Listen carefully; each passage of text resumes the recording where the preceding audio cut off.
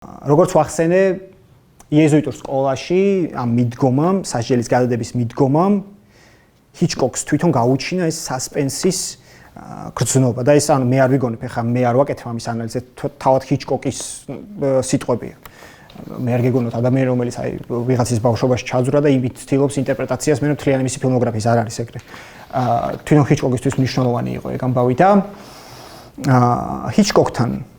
ჰიჩკოკი ითვლება სასპენსის მამად და რას ნიშნავს სასპენსი? ყველაზე ისეთი კარიკატურული და სახვითი მაგალითი რო გაიკეთოთ, რომ მოგიყვანოთ სასპენსის. ეს იქნება წარმოიდგინეთ წყვილი, ცოლქმარი, სხედან მაგიდასთან და მათ ქვემოთ არის ბომბი, რომელიც უკუთვლა დაწყებულია, ერთ წუთში ეს ბომბი აფეთქდება. ბომბის შესახებ ვიცით მარტო ჩვენ, მაყურებლებმა.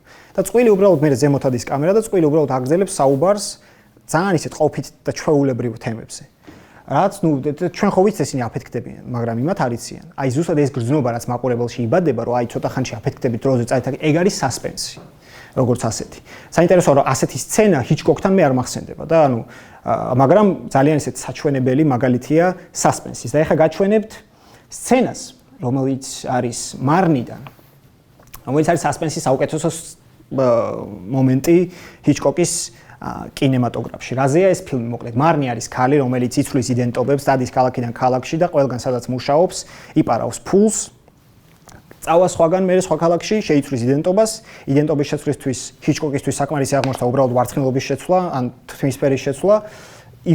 იმ ქალაქშიც იგივე საკეთებს, მე გადადის სხვა ქალაქში და ეგრეთ ცხოვრობს. ეგეთი პერსონაჟია. ძალიან ისეთი ცუდი, თავხედი ადამიანი, რომელიც ნუ კანონს არ აღებს და ეგეთ რაღაცებს კადრულობს. და ეს არის სცენა მისი მორიგი მცელობისა, რომ გაძარცვოს სეიფი სამსახურში და წავიდეს იმ ქალაქიდან საერთოდ. Have to run. See you on Monday. Good night, Susie. Good night. We'll see you Monday. Good night. See you on Monday.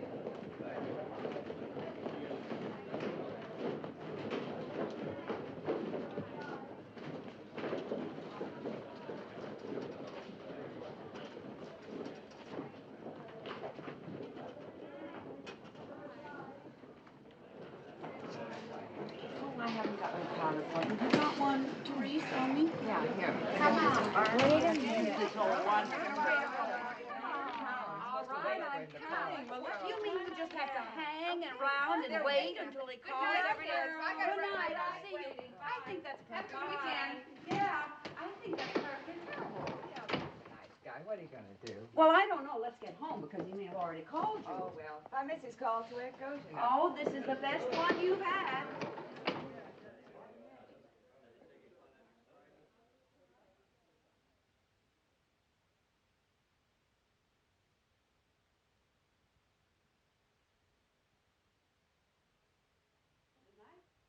See you next week.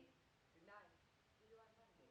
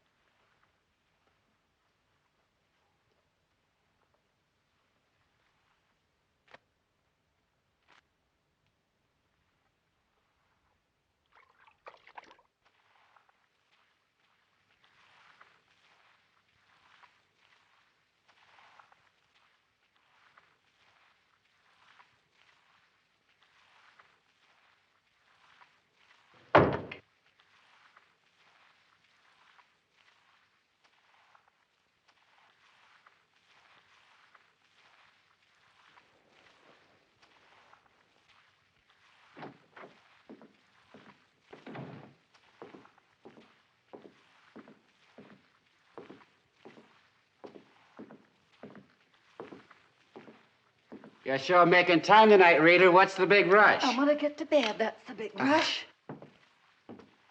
ეს სცენა ჰიჩკოკთან ითვლება წვერვალად, რა სასპენსის ოსტატობის წვერვალად. და რატო? ეხლა ცოტა TikTok-ზე როგორც ვაკეთებ ხოლმე frame by frame ანალიზებს, რაღაც ეგეც შემოგთავაზებთ აქვე.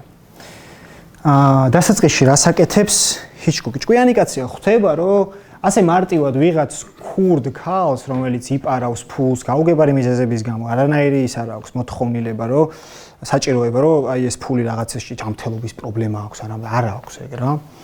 მაგრამ იცის, რომ აი ეგეთი ქალის მიმართ, ეგეთი პერსონაჟის მიმართ ჩვენ ემპათია არ გვექნება როგორც მაყურებლებს რა, ანუ კი ამ თავარი გბინი, მაგრამ ეს ავტომატურად არ ნიშნავს იმას, რომ ემპათია გვაქვს მის მიმართ. ამიტომ რას აკეთებს? ორ რაღაცას აკეთებს, რომ ემპათია გაგვიჩინოს. დასაწყისში ჩვენ კამერა ადევნებულია მარნის ზურგზე. როცა ის გადის ოფისიდან საპირფარეშოში, კამერა სადღაც წუთს ნახევარი უბრალოდ მიყვება. და ჩვენ ნელ-ნელა ვხედავთ, როგორ რჩება ეს მარტო ამ სივრცეში. ჩვენ თითქოს მასთან ერთად მივდივართ ამ საპირფარეშოში და შემდეგ არის უკვე ეს სცენა. სადაც წინა სცენაში თუ გაშრილი სივრცე გქონდა, სადაც ხედავდით, რომ აი მე ჩვენ მაყურებლები, მე როგორც ერთი მაყურებელი, მარნი და სხვები. აქ უკვე მე და მარნი ვართ, ან ჩვენ და მარნი ვართ და სივრცე საერთოდ არის. გვესმის მარტო ხმა ხალხის, რომლებიც ნელ-ნელა მიდიან სახლებში. და ის ხმაც ნელ-ნელა მიინავლება. უკან არის კედელი, წინ არის სიბნელე, რომელშიც აი თითქოს ჩვენ მასთან ერთად ამ ცოდვაში ჩავარდებით, რასაც ეს შემდეგ გააკეთებს. და ზოგადად შუქჭრდილები ჰიჩკოკთან არასდროს არ არის შემთხვევით ასეთ რაღაც აქვს ნათქვამი, მხატვრობის დროს ვისწავლე, რომ არ არსებობს ხაზი. არსებობს მხოლოდ შუქი და ჩრდილი და იმის მიერ შექმნილი რაღაც პროექცია. ამიტომ მისთვის ჩრდილი თუ დაინახოთ ჰიჩკოკის ფილმში პერსონაჟს, რომელსაც ჩრდილი ასე უჯრედება და აქვს სახეზე, ეს იმას ნიშნავს, რომ ამ პერსონაჟს ან რაღაც ცუდი მოუვა, ან ციხეში მოხვდება, ან ჩაკეტილია შინაგანად რაღაც პრობლემა აქვს და უნდა რომ ეს პრობლემა ფსიქოანალიტიკური მეთოდით განიკურნოს და ასე შემდეგ. და აქაც ჩრდილი მაგროლს თამაშობს, რომ ჩვენ თქოს ჩავარდით ამასთან ერთად ჩაკეტილ სივრცეში და მის მიმართ ემპათია გაგვიჩნდა ავტომატურად, იმიტომ რომ სცენის ბოლოს უკვე ჩვენ ვღელავთ მასზე. რა მოუვა, როგორ შეძლებს აქედან გამოძრომას, ანუ თითქოს მასთან ერთად ვაკეთებთ ამ ვიდენთ ამ დანაშაულს. და შემდეგი სცენების მიმდევრობა ზუსტად იმ პერსპექტივაშია და იმ ზერას გვაჩვენებს, რამ ზერასაც თვითონ მარნი ხედავს. იქნება ეს პატარა დეტალები და იქნება ეს მნიშვნელოვანი დეტალი. ჩვენ ამ ყველაფერს ამ ეს კოდი სეიფის მარნისთან ერთად ვხედავთ.